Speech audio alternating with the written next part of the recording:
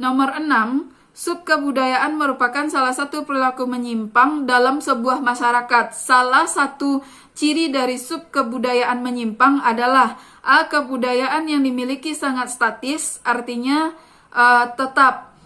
B. Kebudayaan yang dimiliki bersifat dinamis, artinya berkembang. C. Menolak unsur-unsur budaya luar. Yang D. Menerima semua norma dan nilai yang berlaku dalam masyarakat.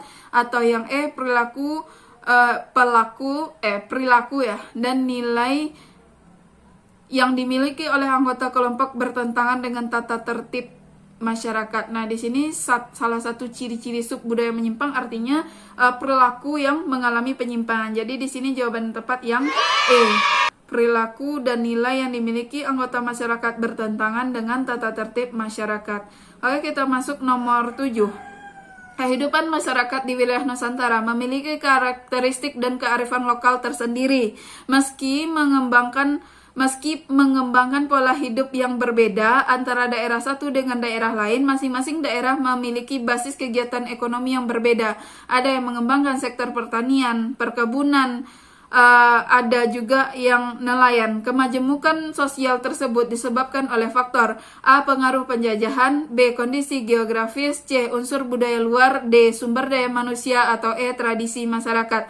Langsung saja jawabannya yang B. Kondisi geografis. Ini dapat kita lihat kata kuncinya pada soal kondisi masyarakat di wilayah Nusantara. Biasanya kata wilayah identik dengan geografis. Nah, dan juga di sini juga dijelaskan meski mengembangkan pola hidup yang berbeda antar satu daerah. Nah, itu tanda geografisnya. Nomor 8, masalah sosial yang dihadapi oleh setiap individu berbeda satu dengan yang lain.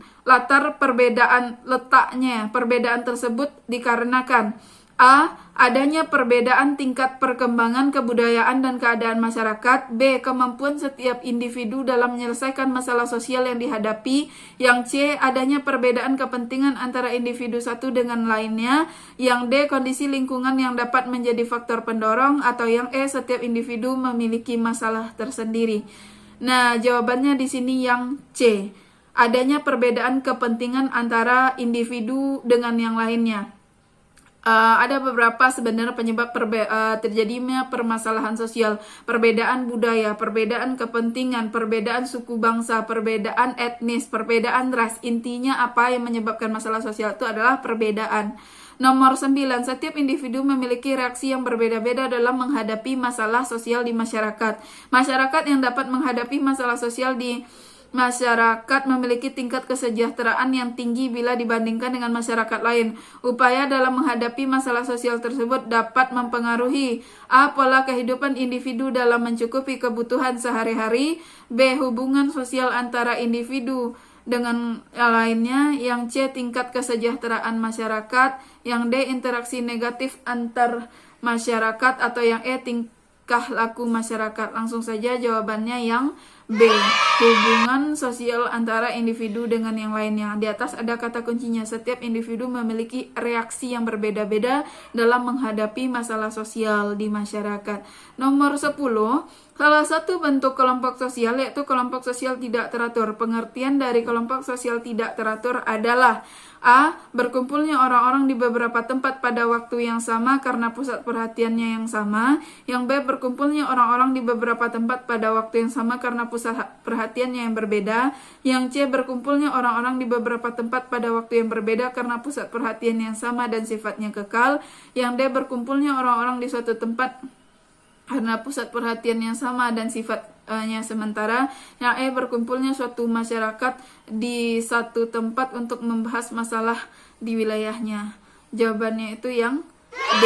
Berkumpulnya orang-orang di satu tempat pada waktu yang sama karena pusat perhatian yang sama dan sifatnya sementara. Karena dia tidak teratur. Kalau teratur itu sifatnya terus menerus. Biasanya kita sebut juga bahasa lainnya dengan kerumunan. Nomor 11, kerumunan yang mempunyai pusat perhatian dan tujuan yang sama erat dan mempunyai sifat pasif seperti penonton bioskop. Hal ini merupakan bentuk kerumunan. A. Formal audience. B. Kelompok ekspresif. C. Panic causal crowd. D. Kelompok emosional. Atau E. Event causal crowd. Inconvenient ya. Causal crowd. Jawabannya yang A. Formal audiens. Kalau yang ekspresif itu orang sedang berpesta, panik orang yang sedang panik menyelamatkan diri, emosional itu orang yang tawuran, inconvenient crowd ini adalah orang yang punya pusat perhatian yang sama juga dalam menyaksikan suatu peristiwa.